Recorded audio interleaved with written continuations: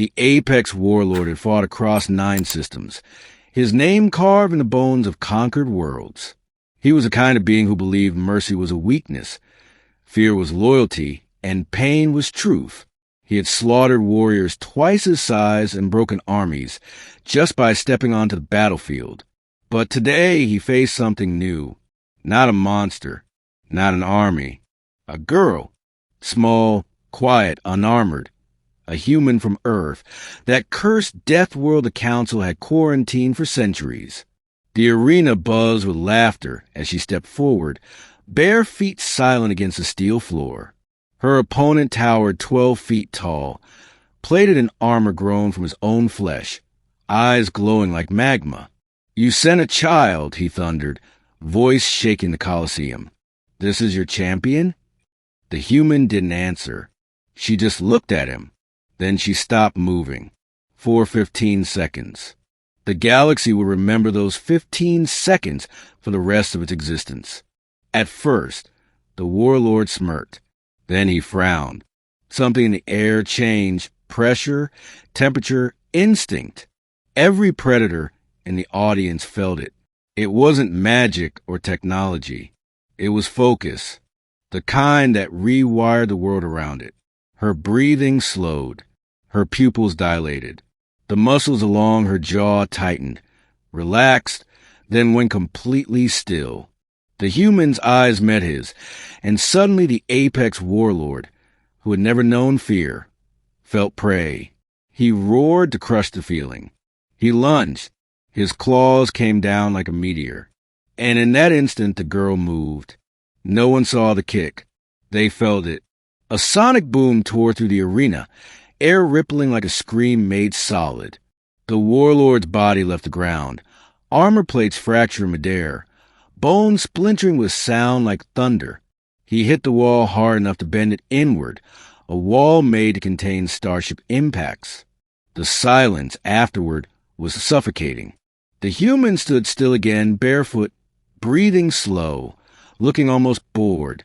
15 seconds, she said softly, is how long it takes me to decide if I need to kill someone.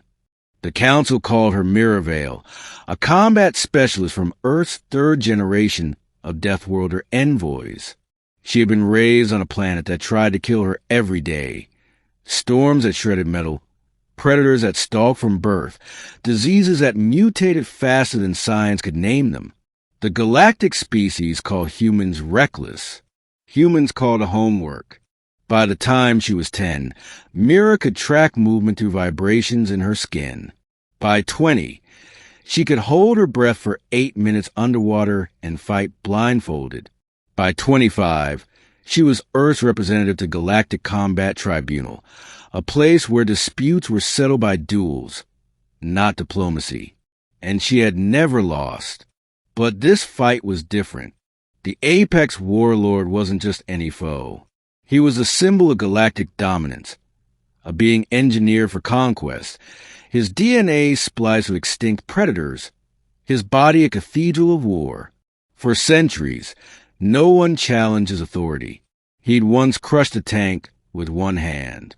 Yet now, his empire watched as he struggled to breathe on the floor, coughing blue blood. His soldiers didn't dare move. They were watching history. The moment the galaxy's top predator realized it wasn't, the crowd tried to process what they'd seen. The sensors replayed the impact in slow motion, her leg moving faster than the cameras could register, cutting through the air at hypersonic speed, hitting the warlord's chest with the force of an orbital strike. The physics didn't add up. Her body mass couldn't explain the output. But humans had never obeyed physics. They bent it. They lived where the universe said life shouldn't. They thrived where logic said impossible. Reporters swarmed her afterward. "How did you do that?" one alien asked. Mira shrugged. "You fight long enough on Earth, and you stop asking how. You just do." Another asked if she felt remorse. "Remorse?" She tilted her head. "He was lucky I only kicked once." That night, the recording of the duel went viral across the stars. Billions of beings watched the human girl stand motionless, then obliterate a warlord bred for killing. The reactions varied: awe, fear, denial, worship. Some cultures began painting her image on shrines, calling her the Quiet Storm. Others labeled her species the Patient Death. But among soldiers, one phrase spread faster than fire: don't give a human 15 seconds. The warlord's empire collapsed soon after. His subordinates refused to face Earth's envoys. You can't negotiate with something that can erase you faster than you can blink, one commander muttered. But Mira didn't invade. She didn't threaten. She walked among the ruins of their pride, offered peace, and meant it. The galaxy began to realize that humans didn't fight for dominance. They fought to stop fighting. Every kick, every punch, every act of violence was just a message. We don't start wars. We end them.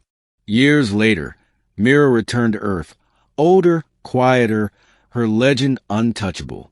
Students at the Terran Academy would replay her fight endlessly, analyzing every microsecond, try to understand what made her so calm before the storm. Some said it was training. Others said it was the Deathworld instinct, the genetic memory of a species that had been hunted for millennia and learned to respond with elegance instead of panic. But Mira herself gave the real answer once, in an interview recorded just before she retired. I wasn't calm because I wasn't afraid, she said. I was calm because fear is a tool. It sharpens you. You just have to decide where to aim the edge. In the centuries that followed, the story of the 15 seconds became a proverb. Soldiers meditated on it before battle. Leaders quoted it when facing crises. And every species that once mocked humanity as primitive now paused before underestimating them again. Because everyone remembered what it meant when a human stood still, not hesitation, not mercy, but calculation. The galaxy learned something that day. Earth's people are not the strongest because of their power. They are the strongest because they wait, they think, and when they finally move, everything else stops.